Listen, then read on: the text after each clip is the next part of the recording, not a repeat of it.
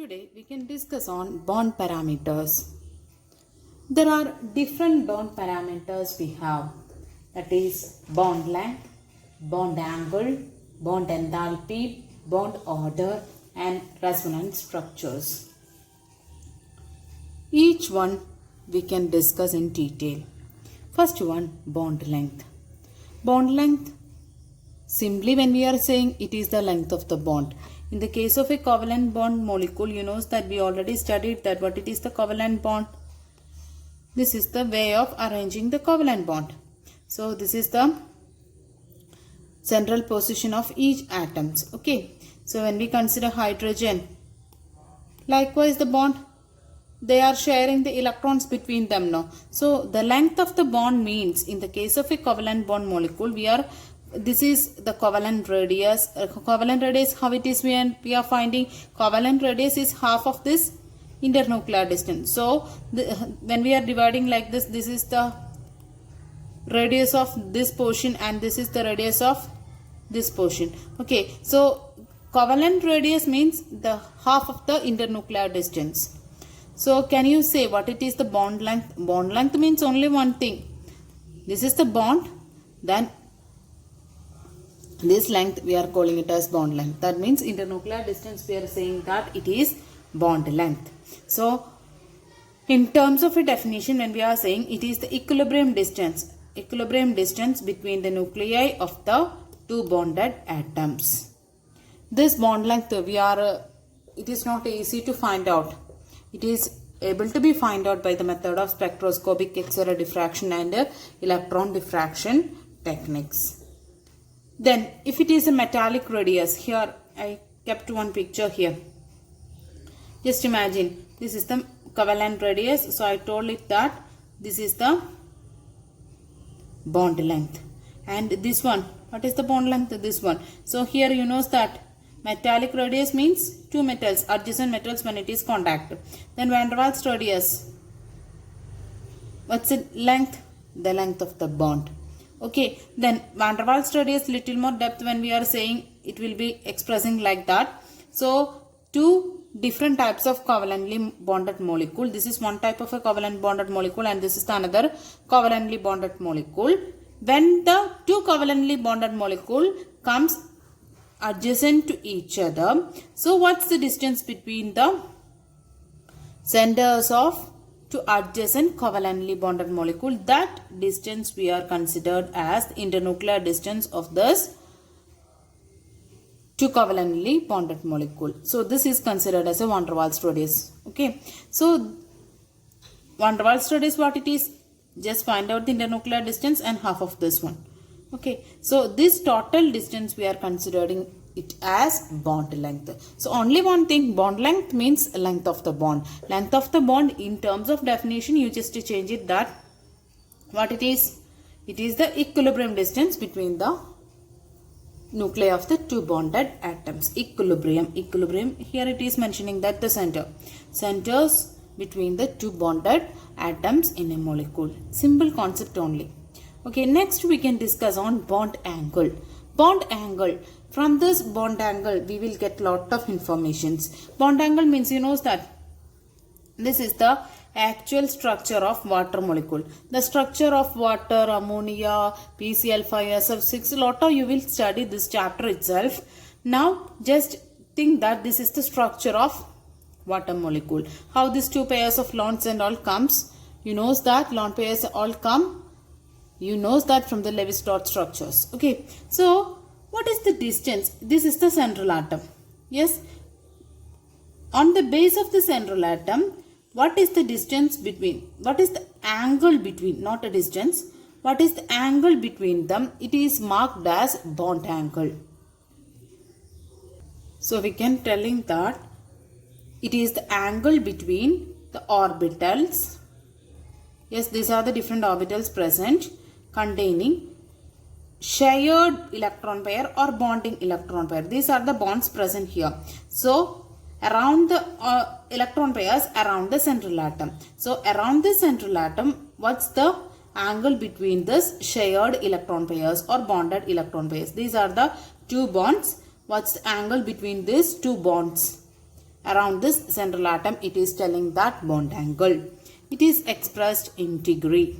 Okay, that's why I written that 104.5 degree. And it is also not easy to find. It is able to be found by the method of spectroscopic method. And from this, you will get the idea of how these orbitals here H and H, how it is distributed around this oxygen, around the central atom. That idea you will get, and also you will get the shape of this molecule also. Yes, a lot of information you will get on the basis of this bond angle. Bond enthalpy is the next one. Enthalpy means bond energy, right? It is expressing by the unit of kilojoule per mole. Bond enthalpy is a simple concept. Just imagine this is hydrogen molecule. For dividing this hydrogen molecule into its respective atoms. Respective atom means hydrogen and hydrogen alone. For that splitting, how much energy we need to apply? That we are telling that it's bond enthalpy. The amount of energy required to break 1 mole of a bond between the two atoms, it is said to be the bond enthalpy. Or in the case of oxygen, when it is there, O double bond O, you know that O2. So for this splitting, how much energy we need? How much energy it's needed for that splitting, it is said to be bond enthalpy. So I written one value, enthalpy, bond enthalpy, it is always expressing by the letter delta H. Value it is given for 35.8. We have to be applied. That is why positive value here. Okay. Now, when we consider the oxygen, you know that O double bond O, the existence. For that breaking of this oxygen, how much energy we need to apply? That is 498. So, you will get the respective atoms. And in the case of nitrogen, when we are trying to break this, we need to apply the energy. So, you will get the N plus N. Its gaseous atoms, it is able to be get. So, for that, how much energy needed, I depicted here. Just compare these values. This is the single bond and this is double bond, and triple bond is for the case of nitrogen. So, which one needs more energy? You know that triple bond. Yes, so you know that, just imagine 1 stick, 2 stick and 3 stick. Just take likewise different sticks. First case 1 stick you take, and second case 2 sticks you would have to be take, and third step you have to be take 3 steps. 3 sticks together. Try to break each one. Single stick breaking easy compared to the other two. Yes, that's why for the breaking of this one, that means single bond, we have to be apply less amount of energy. For the single stick breaking, we need less amount of energy compared to the double and triple. More bundle of more sticks it's there, it is difficult to break that one. So the same situation. So for that breaking, we need to apply large amount of energy. The same situation here. The single bond, we have to be up for that breaking, we have to be apply less amount of energy compared to the others. So that's why we have to be said that the triple bond is the more strongest bond compared to that of the double and single bond.